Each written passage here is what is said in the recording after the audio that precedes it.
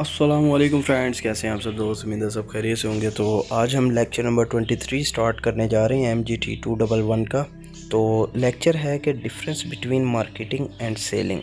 तो मार्केटिंग और सेलिंग के अंदर डिफरेंस क्या है। लोग समझते हैं कि ये सेम है, बट मार्केटिंग जो होती है वो बेसिकली स्टार्ट होती है कि आपने प्रोडक्ट क्या तैयार करने हैं उसके पहले से, यानी कि प्रोडक्शन के पहले से जो हम डिसीजन ले रहे होते हैं उसको बनाने का, उसको लोगों की चॉइस के हिसाब से उसको आगे सेल आउट करने का, वो तमाम डिसीजन जो है वो मार्केटिंग के अंदर लिए जाते हैं। जबकि सेलिंग, जब कोई भी प्रोडक्ट बन जाता है तो उसकी प्रोडक्शन पे, जो प्रोडक्शन के बाद हम जो डिसीजन लेते हैं, जो उसको बेचते हैं, वो बेसिकली सेलिंग कहलाता है। मार्केटिंग जो है वो टोटल सिस्टम होता है, जबकि सेलिंग जो है वो इसका एक पार्ट होता है। जबकि सेलिंग जो है वो ट्रांसफ़र ऑफ ओनरशिप होता है, यानी कि मैंने एक प्रोडक्ट बेच दिया है तो पहले उसका ऑनर मैं था, लेकिन नेक्स्ट अब जो जिसने वो प्रोडक्ट ख़रीदा है अब उस प्रोडक्ट का ऑनर वो है। Marketing is a long term process. Marketing जो है वो लॉन्ग टर्म प्रोसेस है, जबकि सेलिंग जो है वो शॉर्ट टर्म प्रोसेस, यानी कि अभी मैंने बेचा है तो ये प्रोसेस ख़त्म हो गया है बेचने का। 10 मिनट 15 मिनट इन्वॉल्व होते हैं। क्लासिफिकेशन ऑफ प्रोडक्ट, 2 टाइप्स होती हैं प्रोडक्ट की, कंज्यूमर प्रोडक्ट्स और इंडस्ट्रियल प्रोडक्ट्स। कंज्यूमर प्रोडक्ट्स वो वाली होती हैं कि जो हम रोज़मर्रा की ज़िंदगी में इस्तेमाल कर रहे होते हैं, जैसे कि चाय पत्ती, उसके अलावा soup, toothpaste, shaving cream, cooking oil etcetera. उसके अलावा जो इंडस्ट्रियल प्रोडक्ट्स होती हैं जो कि इंडस्ट्री यूज़ कर रही होती है, जैसे कि raw materials, machineries, chemicals, computer hardwares and softwares वगैरह। रिलेशनशिप मार्केट, ऐसी मार्केट के अंदर रिलेशन बना लेना अपने कस्टमर्स के साथ, वो बार बार आपके पास आएँ, यानी कि आप उनसे फ़ोन पे कांटेक्ट करें, कोई नया प्रोडक्ट आया है उनको आप फ़ोन पे बताएं, उसके अलावा हाल हवाल पूछें उनसे, या उनको कोई गिफ्ट वगैरह दें कि वो आपके पक्के ग्राहक बन जाएं। वो रिलेशनशिप मार्केटिंग होती है। ट्रांजैक्शनल मार्केटिंग होती है कि ट्रांजैक्शन विद द कस्टमर, ठीक है। It is a business strategy that focus on single point of a sale transaction, यानी कि आपने पैसा देना है तो कोई चीज़ लेनी है, वो सिंगल उसका जो है ना फोकस होता है। Emphasizing on maximum efficiency of the volume of individual sales.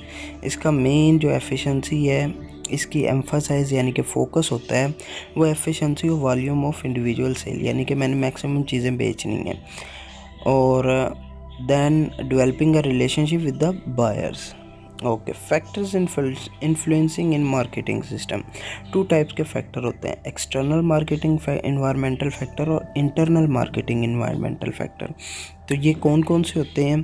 तो basically powerful forces of a external environmental factor heavily influence, यानी कि जो एक्सटर्नल इन्वायरमेंटल फैक्टर हैं उनको पढ़ते हैं, वो कौन कौन से होते हैं। पॉलिटिकल एंड लीगल इन्वायरमेंट, यानी कि पॉलिटिकल एंड लीगल इन्वायरमेंट्स का मतलब यह है कि कोई भी प्रोडक्ट आप रॉ मटेरियल वगैरह बाहर से इंपोर्ट करते हैं तो उस पर आपको टैक्स पे करना पड़ता है, या फिर उस पर आपको कोई ना कोई सब्सिडी वगैरह मिल जाती है। तो वो जो एक्सटर्नल इन्वायरमेंट है वो आपके प्रोडक्ट पे इफ़ेक्ट कर रहे होते हैं। Social and cultural environment, social and cultural environment का मतलब ये है कि सोशली या कल्चरली कुछ चीज़ें बैन होती हैं किसी एक रीजन में, रिलीजन में, या फिर किसी इलाकों में। तो अगर वैसे प्रोडक्ट आप वहाँ पे लेके चले जाएं तो वो लिमिट हो जाएगी, यानी आपका प्रोडक्ट बिल्कुल भी सेल नहीं होगा। टेक्नोलॉजिकल इन्वायरमेंट यह है कि जैसे जैसे टेक्नोलॉजी बढ़ रही है, आपके जो न्यू प्रोडक्ट्स हैं, एग्जिस्टिंग प्रोडक्ट्स हैं, वो बेहतर होते जा रहे हैं और उनकी आप एडवर्टाइजमेंट जो है वो अच्छे तरीके से कर रहे हैं। किस तरह के, जैसे कि इंटरनेट आया तो उसने मार्केटिंग में एक इम्पैक्ट डाला है। इकोनॉमिक इन्वायरमेंट जो है वो इन्फ्लेशन, इकोनॉमिक यानी कि कुछ भी किसी जोग्राफिक या किसी कंट्री की इकोनॉमिक कंडीशन के लिहाज से आपने वो प्रोडक्ट तैयार करना है, यानी कि उसमें इन्फ्लेशन तो नहीं चल रहा, उसका इंटरेस्ट रेट क्या है, उसके रिकशन क्या है, रिकवरी बहुत, यानी कि इकॉनमी इतनी हो ही ना लो, अब लोग गरीब हों, उसमें लोगों के पास जॉब ना हो, लेकिन आप हाई कॉस्ट की चीज़ें बना लें तो वो आपकी सेल नहीं होंगी। कम्पिटिटिव इन्वायरमेंट्स जो हैं वो बेसिकली होती हैं कि creating a competitive advantage in the fundamental goals of marketing that can only be accomplish by carefully and continuously monitoring every element of competitive environment, यानी कि आप अगर कोक बना रहे हैं तो आपने अपने कंपटीटर जो भी पेप्सी वगैरह है उन पे नज़र रखनी है कि वो कुछ कैसी चेंजिंग ला रहे हैं। अगर वो कोई चेंजिंग ला रहे हैं तो फिर आपने भी चेंजिंग लानी है, अदरवाइज़ आप पीछे रह जाएंगे। The competitive environment drive from the marketing decisions, ठीक है। By studying the competition market determine how best the position their own product. ये वही जो मैंने आपको बता दिया। इसमें फिर आ जाता है substitute product competition. Substitute product competition के अंदर डिसिमिलर प्रोडक्ट्स किस तरह से इफ़ेक्ट कर रही होती हैं, किस तरह से नीड पूरी कर रही हैं आपके प्रोडक्ट की। यानी कि टेलीविज़न लेट्स सपोज आप बनाते हैं, तो आपने अगर क्वालिटी अच्छी नहीं दी तो जो इफ़ेक्ट कर रही है चीज़ वो ये है कि गेम्स वगैरह, मोबाइल गेम, कंप्यूटर गेम आ गई हैं जो कि इंटरटेनमेंट दोनों का मकसद है, तो इंटरटेनमेंट उससे भी पूरी हो रही है। तो सब्सटीट्यूट का इफ़ेक्ट आपकी मार्केटिंग पे बिल्कुल आ रहा है। ब्रांड कंपटीशन उस वक्त आते हैं कि जब कोई एक ब्रांड आपका ब्रांड वाली चीज़ वही प्रोडक्ट तैयार कर रही है जो कि आप प्रोडक्ट तैयार कर रहे हैं, तो लोग ब्रांड वाली चीज़ को लेना ज़्यादा पसंद करेंगे।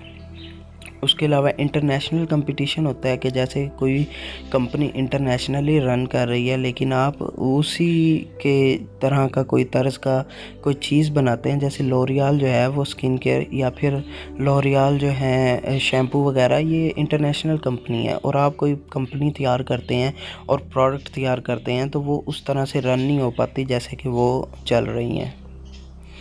मार्केटिंग मैनेजर जो है उसके रोल क्या होते हैं? रोल ऑफ मार्केटिंग मैनेजर, ये अब गौर से सुनिएगा। रोल ऑफ मार्केटिंग मैनेजर कौन होता है? जो कि रिस्पॉन्सिबल होता है और मार्केटिंग एक्टिविटीज़ का, ठीक है। रोल ऑफ मार्केटिंग मैनेजर्स क्या होते हैं? पहले तो वो आइडेंटिफाई करता है कि कस्टमर्स को क्या चीज़ नहीं चाहिए, ठीक है। उसके बाद वो उस लिहाज से फिर प्रोडक्ट डिज़ाइन करता है। प्रोडक्ट डिज़ाइन के बाद नेक्स्ट काम क्या होता है कि उसको बनाना। डिज़ाइन हो गया, अब बनाना है उसने। बनाने के बाद उसने उसकी प्राइस देखनी है कि मुझे उसकी कितनी कॉस्ट पड़ी है, मैं प्राइसिंग क्या रखूं। प्राइसिंग रखने के बाद उसने फिर प्रोडक्ट को डिस्ट्रीब्यूट भी तो करना है। डिस्ट्रीब्यूट करने के बाद उसने डिस्ट्रीब्यूशन के लिए उसको कम्युनिकेट करना पड़ेगा कस्टमर्स के साथ, वो कम्युनिकेट करेगा। उसके बाद उसने फिर मार्केट रिसर्च करनी है कि मेरा प्रोडक्ट जो है वो कितना सेल आउट हो रहा है, क्या उसकी वर्थ भी है कि नहीं मार्केट में। फिर उसके लिए उसको बंदों की ज़रूरत है और वो फिर बंदे हायर करता है। ये सारे जो काम है ये मार्केटिंग मैनेजर्स के हैं। मार्केटिंग प्लान होता है कि आपने एक प्लान ओवरऑल मार्केट एक्टिविटीज़ को जो रिप्रेजेंट कर रहा होता है, एक प्लान, सिंगल प्लान, उसको मार्केटिंग प्लान कहते हैं, जो कि पर्टिकुलर टाइम पीरियड पे होता है। यानी कि 1 साल के लिए मार्केटिंग प्लान हमारा ये होगा, 5 साल के लिए ये होगा, 6 माह के लिए ये होगा, 1 माह का हमारा ये होगा। जिसके कंपोनेंट्स होते हैं, एग्जीक्यूटिव समरी होती है, करंट मार्केट सिचुएशन क्या चल रही है, अपॉर्चुनिटी एनालिसिस करता है, मार्केटिंग ऑब्जेक्टिव्स होते हैं, मार्केटिंग स्ट्रेटजीज़ और प्रोजेक्टेड इनकम स्टेटमेंट होती है। उसके अलावा कंट्रोल, हमारा कंट्रोल क्या होगा इस पे। तो ये था लेक्चर नंबर 23, 24 के साथ हाजिर होते हैं। उस वक्त के लिए इजाज़त दीजिएगा। अल्लाह हाफिज़।